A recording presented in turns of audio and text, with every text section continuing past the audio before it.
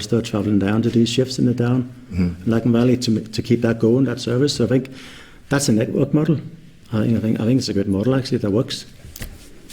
Okay, the other thing, just as a final comment, I don't like maybe just some of the commentary that there is, because regarding the previous things that have happened and not been considered, and it builds a bit on what Diana said, because we have been consistent along the time saying that we are up for transformation, but transformation means looking at the whole system.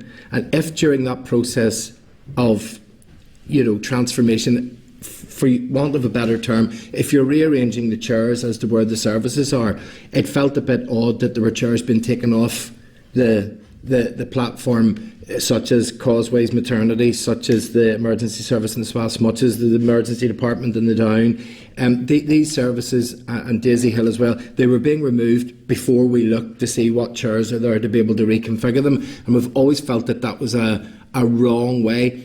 I actually feel it's not from yourselves, but I think that process is a bit underhand, because those services are being taken out of a community, and then we're looking at the overall system and saying, well, that service isn't there anymore, so it can't even be considered as part of the way going forward. And I think that really has upset a lot of people in the community, and that's why there have been so many responses.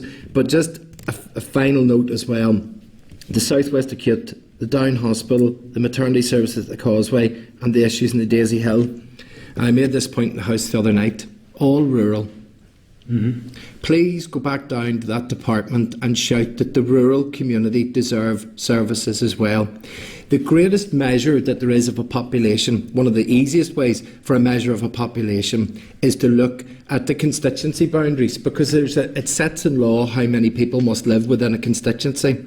And we've just went through a boundary review that saw the boundaries in Belfast change because there wasn't enough people living in Belfast to maintain 4 constituencies. It had to extend right out into the rural area. That says to me that the city population is actually starting to get less, and that the rural community is where there's more people living.